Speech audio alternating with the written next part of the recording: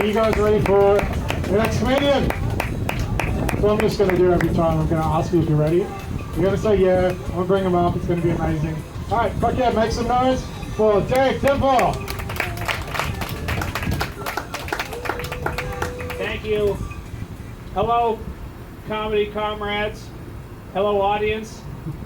Hey, how you guys doing? All right, we'll try that a different way. All right, Gourdough's Public House, if you're having a good time, let me hear you make some noise! Hell yeah. All right, I got two love languages, physical touch and quality time. Just touch me for a really long time, please. Go. Here's something that doesn't make sense. I'm autistic, and my favorite kind of porn has lots of eye contact. It's all sex stuff. I'm gonna try and look at you, dude, not at your girl, you know, fucking. I went on a date with a girl last week, but you guys are safe here. He's a manly kind of guy. I went on a date with a girl last week, believe it or not. We sat down, and I said, "You look really beautiful." She said, "You look all right." I said, "What?" She said, "What? Egon Spangler from Ghostbusters? What?" "You look like if Napoleon Dynamite transitioned twice." Yeah. You couldn't change my oil, but you could change my essential oils. I know that.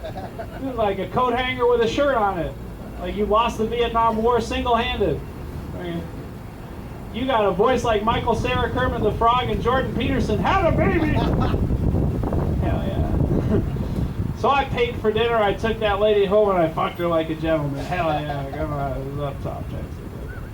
Yeah, it was a good time. Ah, man. But I've been driving around in my car a lot lately, but I've been finding that this girl that I met a few weeks ago, she left town. Nothing to do with me. She was traveling, but she left town. And but while I was driving her, she would always be very critical of my driving. And so now, while I'm driving around, I just imagine that she's in my car, and so I just hear little things like, didn't feel like it was necessary to slow down that much, huh? You know, or like, are you gonna turn? Like, I was waiting for a big enough gap so that an Acura didn't plow into you and leave you a bloody mess. I'll take the left turn in my own time. Yeah. I'm angry at women. Yeah, I hope you're proud now, Mom. I mean, parents have different ways of explaining the world to their kids. And when I was very small, and I would get very upset. I was a sensitive kid. Not my fault. Maybe it is. Don't fucking know. Yeah. I was a very sensitive kid, and when I would be distraught and sort of crying and screaming for hours, it was a problem. Autistic. But she would take me. Getting a little nervous here. Nah, no, I'll be fine. But I don't know about this umbrella, dude. Yeah, right. It's like it's like. Never mind. I was gonna make a prison joke of stripes since that's dated. Okay, but I'd be really upset, and my mom would just take me by the shoulders and say, "Derek, right now, by crying and screaming so much, you're releasing cortisol into your system, which is a stress hormone, and if you have too much of that, you're gonna die sooner." Thanks, Mom. Really helped me feel better. Yeah, my dad's way of explaining things is a little bit different. Like he'd say, well, he's a scientist, right? So he wanted to introduce me to the grand theory of evolution. To say, well, if we didn't have other marvelous achievements of science like lenses, yeah, I hear you. We didn't have other marvelous achievements like, one of these days you might just walk into traffic and die. But you have really good hearing, so you might be able to avoid that if you didn't have glasses. Well, thanks, Dad. I think I like that explanation better than, particularly because I was screaming and crying at the time.